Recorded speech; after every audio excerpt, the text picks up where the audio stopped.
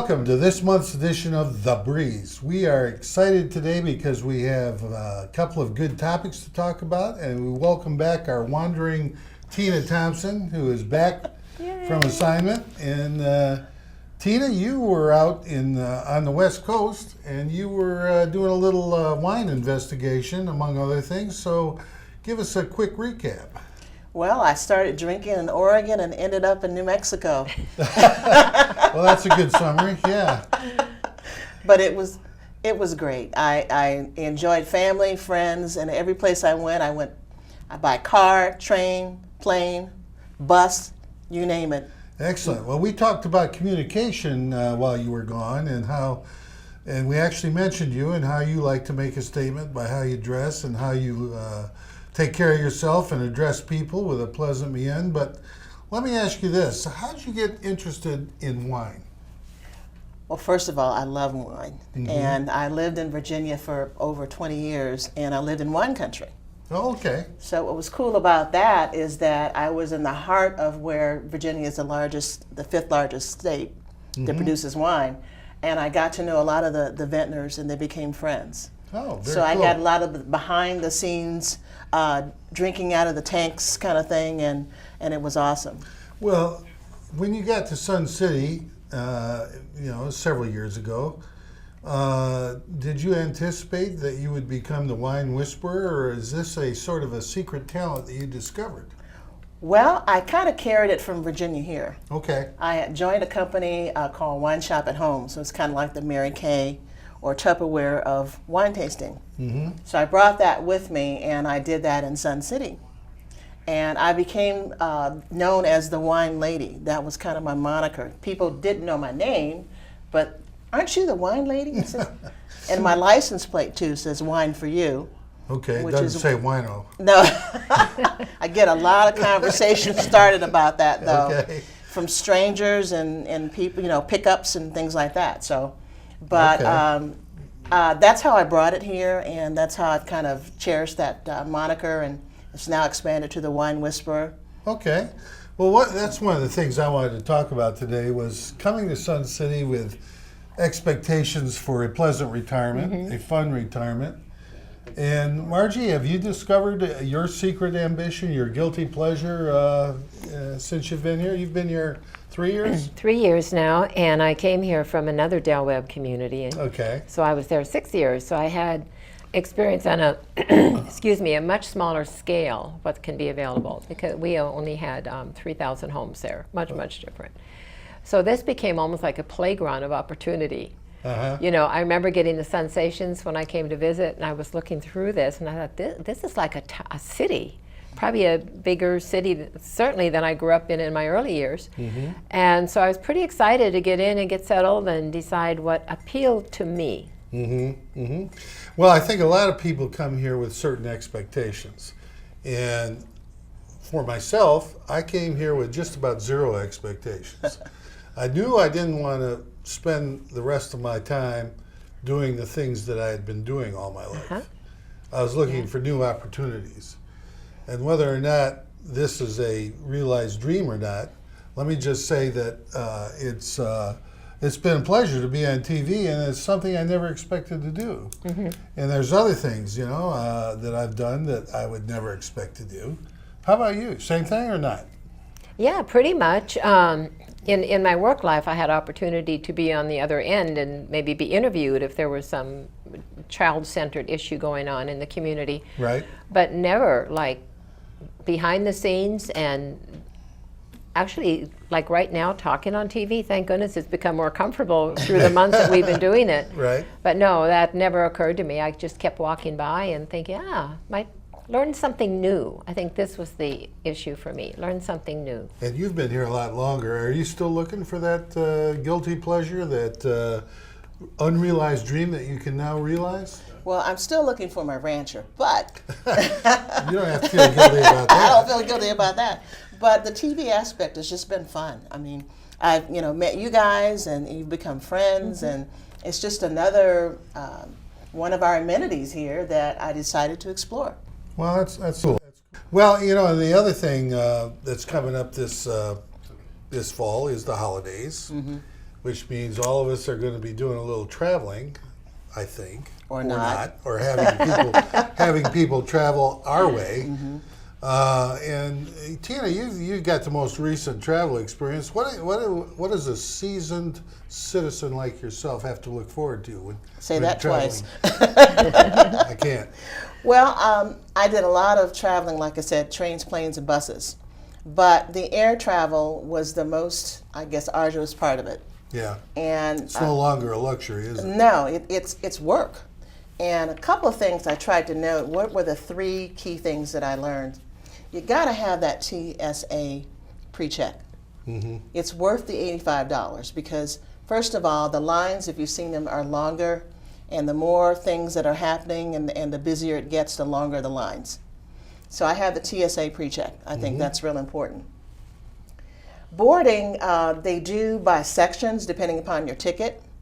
There's a ticket now that a lot of airlines are pushing called economy, basic economy, which is like, to me, you're like in a mule train, and you're the last to board, supposedly. So I suggest, first of all, get the regular economy rather than the basic economy. And also, we've earned our right as a citizen, a senior citizen or seasoned citizen, to pre-board. So when they call and say, okay, section whatever, I always go to the front. And they say, you know, people who with children or you need extra time or whatever. I'm one of those persons that would like some extra time.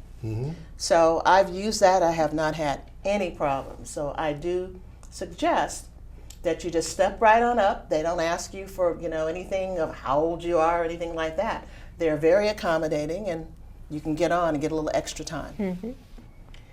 The other thing is to plan your layover time, because most of the time you're not getting a nonstop. So if you've got 45 minutes and you're going to Atlanta, you better be like some of those people running through the airport, because that's not enough time. And God forbid if something is late or you're sitting on the tarmac and you don't have enough time. You really need to plan that as well as you can, because when I got to my next boarding, the people were already boarding. And it was like, oh my God, and it was in Atlanta. And even though it's the same airline, you might find that it's on another section. And the alphabet's A, B, C, D, E. If you come in on B and you got to go out E, and you got to take that little tram or bus, oh man, it's tough. Okay, being from Atlanta, I've been through the airport many times, and I can tell you, it's a little confusing for somebody that's not from Atlanta. Yeah. And don't you think, just from what you've mentioned, that it's almost, the industry almost discourages seasoned citizens from flying? Well, they don't make it any simpler for you, you know. Yes. Also, another thing, when you're getting your seat, if you know for a fact you're in Atlanta and you've got to make a next flight, don't book a window seat. Get an aisle seat so you can get out of there. And ask the flight attendants if they will announce, you know, people who have to make the next flight, if you could let them through. Because people will stand in the aisle and they don't move and they don't let you through. Yeah. You know, it is amazing Yeah. to me how rude people can be on an airplane, and shove you out of the way so they can throw their carry-on over your head, and then, like you say, they don't let you out, and they, it's me first attitude. Yeah. And it's just it's The crazy. simple courtesies. But all in crazy. all, I had a great trip, but those are just little things I wanted to share that I feel are extremely important. Yeah. And don't you think that angst about flying, about having a layover you didn't expect, maybe not walking as fast as you need to, don't you think that almost discourages us sometimes from even saying you're going to take this flight somewhere? Oh yeah, yeah. I'll take the train, but I couldn't take the train all the way to the West Coast, because that Right. would have been what, That'd 2 or be 3 like- days. Well, that'd be 2 weeks, wouldn't it? So why would the train be a better option? Tell us this. Well, the train just gives you relaxing time, and now they're trying to upgrade the trains. They're becoming a little bit more, from what I have read, packaged foods, and maybe some of the dining cars may not be the same anymore. Oh, really? Yeah, that's what I had read. But they're trying to upgrade the travel experience. You get to look out at the scenery. You get to meet some really nice people on the train. You get to Yeah. relax and have your beverage of choice. and it's just really nice. So I'll do it on a short trip when I go to Florida, Yes. and alternate flying too. Oh, one other thing I found out about flying back to Florida, places like that where they have the toll. They have a program now where you can get a pass, kind of like you pay as you go, so that when you go through a toll, you're not paying the rental car toll. You're paying a toll that's based on the real number, and you get a discount. Oh, okay. So that's a new thing that I just picked up and traveled. Good Well, hand. speaking of methods of travel, Margie, you've often talked about doing a Conestoga trip. Yeah, have you arranged that Okay. yet? Let me tell you where I am on that. Yeah, I would like to know. To I'm me, I listening. know it as the wagon train trip. I've dumped that out of my bucket list. Have you? Oh, I really have. I have carried it for 30 years. You know what? I looked in the mirror one day and I said, lady, if you're not going to do this very soon, why don't you just admit that the idea of it is more satisfying than the actual planning to do it? Well, That I am sounds very like some dates. disappointed 'cause I I know. was looking for pictures and anecdotes. Well, I can still give you all that, but it won't be me in there. But it's almost a relief. It's like, and I don't have to feel guilty about it. good. That's a choice I can make as a senior citizen. It's yours. It is my thing or not my thing. Yeah. Haven't replaced it yet. That was going to be your next question, right? No. Whether I was going to go hiking across the country. No. But no, that's thinking about that. Aren't there other things in our lives that we think, oh, wouldn't that be great if? And yet we don't take the steps to do it. Well, do you have in mind, as a replacement or not, something like an unrealized dream, something that you've sort of fantasized about, like the Conestoga trip or the wagon train trip? Yeah. Is there anything that you can pursue here that you haven't? You would like to? Oh, sure. I'd like to get involved in writing. Yeah. I've written poetry since I was like 8 years old. Oh, And I don't know that it's got much beyond that 8-year point. But, but what I enjoy doing and what I've done is gifted my poetry. Like to my daughter at 21, I Okay. would customize it. I describe my older sister's wedding through poetry. Uh-huh. So I've often toyed with that idea of maybe there's a little cottage industry business for this somewhere where people want to give a very personal, frameable. So I think that I'm probably just going to be sketching out some things. Just for, again, if it goes nowhere, it might be like the wagon train, but I'll enjoy the process of thinking about it and doing a little bit of planning. That's very important, what you just said, enjoying the process. Yeah. And we actually went out in the street and talked to some residents, talked to them about whether they had realized a secret ambition, previously secret, or did something here that they hadn't anticipated doing. And we got some interesting answers. I was able to learn how to do stained glass and enjoyed it so much that I've opened a studio in my home. The one gift I've found since I've come to Sun City is learning how to enjoy life. I'm from Long Island, and you're not allowed to enjoy life there. And it's just an easier way of living down here in the adult summer camp without chaperones. And there is really absolutely nothing I don't like about Sun City. In all sense of fair play, I've lowered my handicap 4 strokes, because I'm probably just counting 16 holes now. But it's just a wonderful place, and there's so much opportunity to discover who you really are. For 40 years, we were working. We stopped working and started living down here, and it's just a wonderful place, and I honestly wouldn't want to be any place else. That's the real truth. It's a perfect community. I love to laugh, as you said. And we found some great people to be with. There's some great clubs. We enjoy a lot of the clubs. We have a great bunch over here. We get together every morning and just laugh, just tell jokes. It's a great place to be. I love it here. And so at this point in time, just doing something simple, like I haven't played gin rummy since I was 17. Lydia wants to look in the book. Go ahead. Yeah, probably stained glass that I'm interested in, that I haven't done. So it's not like you want to look for something that you wouldn't have done. It's like maybe it's time to just enjoy life. Well, those were some interesting answers. But tell me, Tina, you've already talked about your wine experience, but you kind of did that before. Is there something else here that you think you might be doing, or that you might have a talent for? I'd like to do commercials, voiceovers, something like that. Really? Yeah. Okay. I think that I would enjoy that. I don't know that I want to move to another market to do it. Mm-hmm. And I'm not quite sure how I would market myself, but it's fun. I enjoy that. I thought about doing some of the plays and things like that, but I just don't have the time presently to invest in the rehearsals. Yeah, I think I would bet you $1 or less that people come here. They all seem to want to, check out their acting chops, maybe their singing chops, and Karaoke? karaoke. Yeah, I do a little bit of that. Not well, but I do it. And I think that people soon realize, well, maybe that's just too much work. Or it's I don't have the time, or maybe they're just scared. Scared? Scared. They don't want to do it because they think they'd make a fool of themselves. But some of those experiences could be just do it for the sake of doing it, even if you do it once. If Yeah. it's been your lifelong, boy, I wish I could get up there and do that. Yeah. At the risk of making a fool of myself, I get up there and I do it. I don't have to do it a second time. Nobody's going to remember me. I won't use my real. remember you. I won't Remember use my you. real Yeah. name.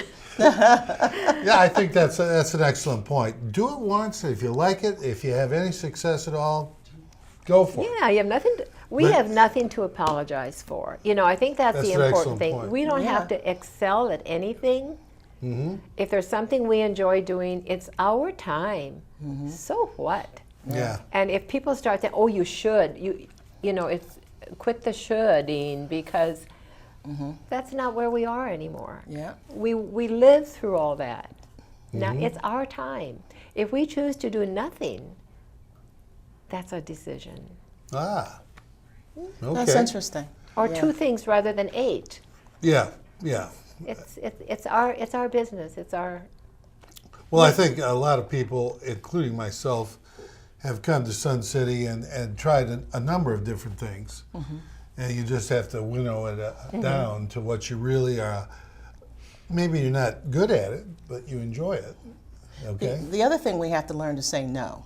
Some people overcommit and they don't know how to say, no, I just can't do that now, or that's not in my purview to do that, Yes, what have yes. you, and not feel the guilt, because Yes. I get asked several times, well, are you in this particular organization? No, I'm not, and Yeah. I don't have a problem saying no. Yeah, okay. Yeah, I get it. I And think that's I think important. if it begins to feel like work, Yeah, we probably have gone a bit too far into it.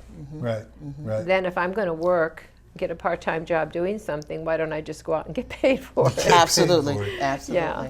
Well, do you still have a bucket list? I do. I still want to go to Italy and do some wine drinking over there.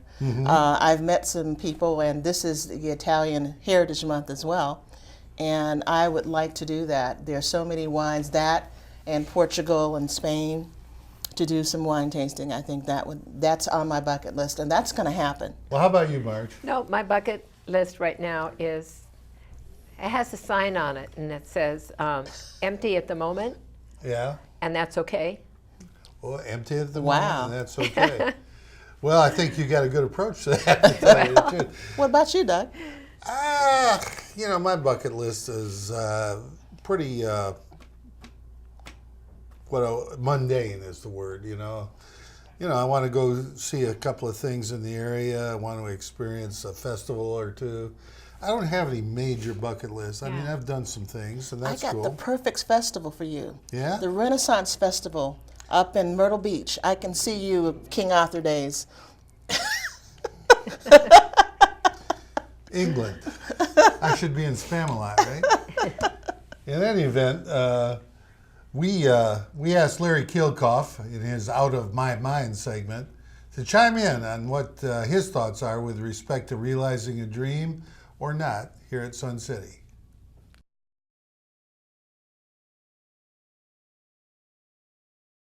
The question this month, whether one can realize a secret dream or ambition in retirement in Sun City Hilton Head, which fits neatly into one's personal final bucket list. The short answer is yes, most assuredly so. My primary bucket list dream was to find a retirement community in which I could, as a single person with no nuclear family of my own, build a strong support system of close friends while having a most enjoyable time in the process. So my bucket list was fairly modest, more like a teacup, if you will.